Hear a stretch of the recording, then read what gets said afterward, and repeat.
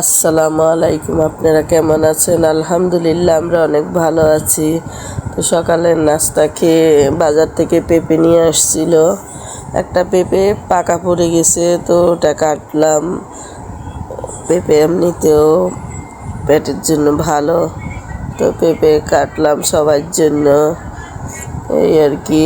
আর আমাদের এখানে আজকে কয়েকদিন থেকে গ্যাসে অনেক প্রবলেম করে, গ্যাস থাকে না। তো বাজার থেকে মুরগি নিয়ে আসলো 2টা। মুরগির দামও এখন অনেক বেশি।